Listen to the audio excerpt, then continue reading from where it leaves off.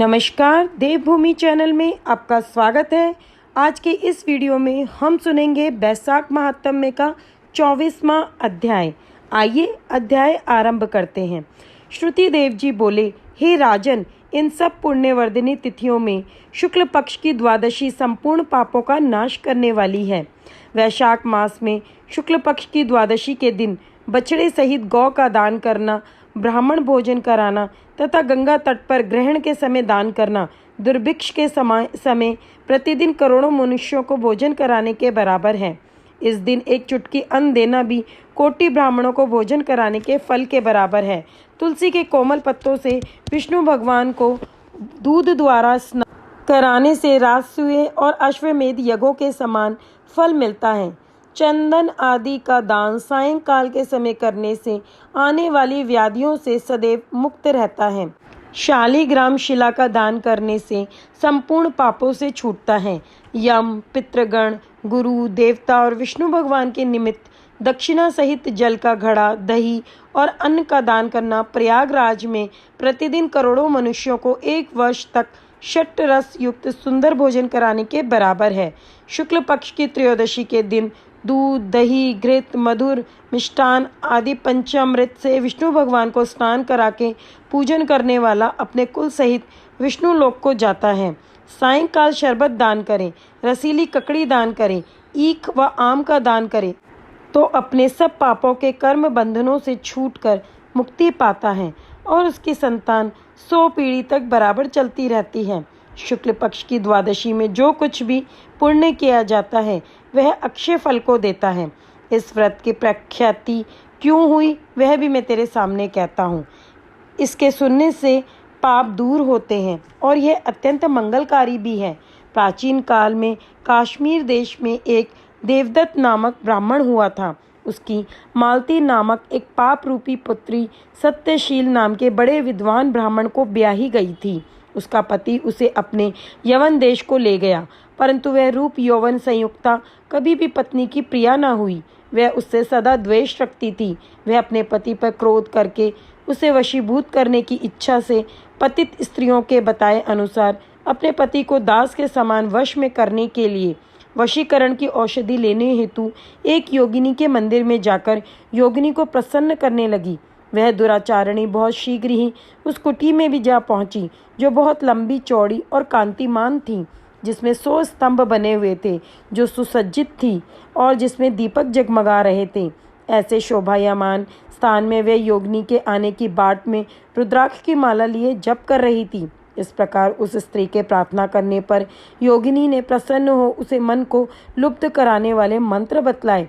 तब उस स्त्री ने नमस्कार कर सूर्य की कांति के समान प्रकाशमान हीरे से जड़ी अपने हाथ की अंगूठी योगिनी को दे दी, जिससे प्रसन्न होकर योगिनी ने उसके हृदय का वृत्तांत जान उस मालती नामक स्त्री को वशीकरण चूर्ण देकर कहा कि इस चूर्ण को अपने पति को देकर उसकी ग्रीवा की रक्षा करना, तो तेरा पति तेरे वश में होकर किसी के पास नहीं जाएगा तथा तेरे दुष्ट चरित्रों को देखकर भी कुछ ना कहेगा। तब उस स्त्री ने घर आकर संध्या के समय वह चूर्ण दूध में मिलाकर अपने पति को दे दिया। हे राजन, उस चूर्ण के पीने से उसे क्षय रोग हो गया, जिससे वह दिनों दिन क्षीण होने लगा तथा उसके गुह स्थान में दुष्ट घाव होने से कीड़े पड़ गए। पति की ऐसी दशा हो जाने पर वह दुष्ट पुंशली इच्छा पूर्वक विचरने लगी। उसका पति घाव की पीड़ा से व्याकुल हो त्राही त्राही पुकारने लगा और बोला, हे शोभने, मैं तेरा दास हूँ, तेरी शरण हूँ, मेरी रक्षा कर। मैं पर स्त्री की इच्छा नहीं करता हूँ। हे राजन, अपने पति की ऐसी बात सुनकर वह घबरा गई और पति के जीवन से मेरा सुहाग बना रहेगा ऐसा विचार कर योगिनी के पास पुनः गई और उससे सब वृत्तांत कहा। तब उसने पहली औषधि का दाह शांत करने के निमित्त दूसरी औषधि दी, जिसका सेवन करते ही उसके पति का दाह शांत हो गया और वह स्वस्थ भी हो गया। उसका पति सदैव घर में ही रहता था और उसके वशीभूत भी हो गया था।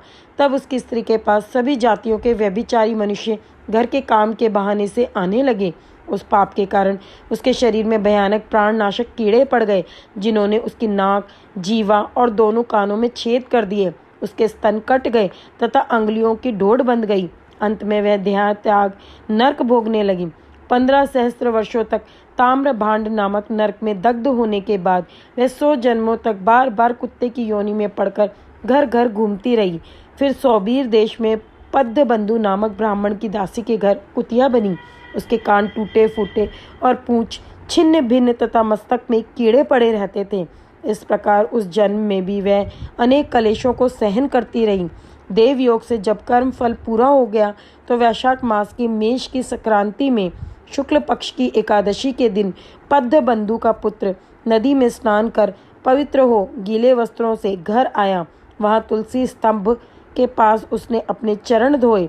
उसी स्तंभ के नीचे वह कुतिया भी सो रही थी। अस्तु सूर्योदय के पहले वह कुतिया उस चरणों के धोए जल में लौट गई, जिससे उसके सभी अशुभ कर्म तत्काल नष्ट हो गए और पूर्व जन्म की याद भी हो आई। तब वह अपने पूर्व जन्म में किए कर्मों को सोच सोच कर ताप से व्याकुल हो त्राही त्राही करने लगी और भय से व्याकुल हो उस मुनि पुत्र से अपने पूर्व जन्म के किए कर्मों की ताम्र भांड नामक नरक में पड़ने की और 100 जन्मों तक कुतिया की योनि में रहकर कष्ट भोगने की कथा का वर्णन करते हुए कहने लगी, अब मैं तुम्हारे सम्मुख खड़ी हूँ। हे ब्राह्मण, मैं बड़ी दुष्चारणी और खोटी हूँ, इसलिए वैशाख शुक्ल पक्ष की पुण्यों को बढ़ाने वाली द्वादशी के दिन अपने किए हुए सुकृत मुझे देकर मेरा उद्धार करो। मैं दीन और व्याकुल हूँ, तुम मेरी रक्षा करो, मैं तुमको नमस्कार करती हूँ। ऐसे वचन सुन वह मुनिपुत्र कुतिया से बोला, हे कुतिया, अपने किए हुए कर्मों के सुख दुख रूपी फलों को प्राणी भोगते हैं, तू दुराचारणी क्षुद्र क्या करेगी। मुनिपुत्र के ऐसे कहने पर कुतिया अत्यंत दुखी हो चीत्कार करने लगी और उसके पिता से कहने लगी, हे पद्म बंधो, मैं तुम्हारे द्वार पर पड़ी हुई कुतिया हूँ। मैं तुम्हारी उच्छिष्ट रोटी नित्य खाती हूँ, तुम मेरी रक्षा करो। गृहस्थी महात्माओं के घर पर जो पड़े रहते हैं उनका उद्धार करना उनका आवश्यक कर्तव्य है। ऐसा न करने से वे भगवान के कोप से अपने सर्वस्व को नष्ट कर अंत में नरकगामी होते हैं। ऐसा वेदताओं का मत है। ये कर्म कर्तव्य है। तुम दयालु हो, अतः तुम मुझ दुर्बुद्धि का उद्धार करो। दुखी कुतिया के ऐसे वाक्य सुनकर पद्म बंधु शीघ्र ही घर से बाहर आए और कुतिया से पूछने लगे, क्या बात है। तब वह वहां पर खड़े हुए मुनिपुत्र ने सब कथा वर्णन की। अपने पुत्र के वचन सुनकर वह विस्मित होकर बोले, मेरा पुत्र होकर भी तूने यह काम किया। हे पुत्र, साधुओं को ऐसे वाक्य कहना अनुचित है। देखो, चंद्रमा, सूर्य, पवन, पृथ्वी, अग्नि, जल, चंदन और महात्मा लोग सभी परोपकार में स्थित हैं। हे पुत्र, दधीची ने देवताओं के उपकार के लिए दैत्यों को महाबली जानकर अपनी हड्डी भी निकाल कर दे दी थी। राजा शिवी ने कबूतर के बदले अपना मांस काट कर दे दिया था और जीमुत वाहन नामक राजा ने भी महात्मा गरुड़ के लिए अपना जीवन दे दिया था। विद्वान ब्राह्मण तो सदा दया ही करते हैं। जैसे मेघ शुभ तथा अशुभ दोनों ही जगहों पर बराबर पानी बरसाता है तथा चंद्रमा चांडाल के घर में भी प्रकाश करता है, उसी प्रकार बार बार प्रार्थना करती हुई इस कुतिया के दुख को मैं अपने पुण्य के प्रभाव से दूर करूंगा। इस प्रकार पुत्र को समझाकर स्वयं पद्मबंधु ने कुतिया से कहा, हे कुतिया, मैं तेरे निमित्त द्वादशी के दिन किया हुआ पुण्य देता हूँ। तू अपने सब पापों से छूटकर विष्णु लोक को जा। पद्मबंधु के इतना कहते ही हे राजन, वह कुतिया अपने जीर्ण शरीर को त्याग दिव्य आभूषण पहन 100 सूर्य के सदृश प्रभाव वाली सावित्री जैसी होकर ब्राह्मण से आज्ञा पा दशों दिशाओं में प्रकाश करती हुई चली गई। फिर स्वर्ग में अनेक प्रकार के महाभोगों को भोग कर नर नारायण भगवान के अनुग्रह से वैशाख शुक्ला द्वादशी के प्रभाव से उर्वशी नामक श्रेष्ठ अंगों वाली देवताओं की प्रिय अप्सरा बनी, जिसे योगी जन योग द्वारा प्राप्त करते हैं। ऐसे अग्नि तुल्य प्रकाशित श्रेष्ठ तथा संत जनों को भी मोहित करने वाले रूप को उस कुतिया ने प्राप्त किया। तत्पश्चात पद्मबंधु ने मधुसूदन भगवान की प्यारी तथा पुण्य बढ़ाने वाली स्थिति को संसार में प्रख्यात किया। करोड़ों सूर्य ग्रहण और चंद्र ग्रहण से भी अधिक प्रभावशाली पुण्य रूपी और सब यज्ञों से अधिक ऐसी यह तिथि उस ब्राह्मण ने तीनों लोकों में प्रसिद्ध कर दी। इति 24वां अध्याय समाप्त। यहाँ पर वैशाख मास का 24वां अध्याय समाप्त होता है। कल के वीडियो में हम वैशाख महात्म्य का 25वां अध्याय पढ़ेंगे। ओम माधवाय नमः। जय माता दी।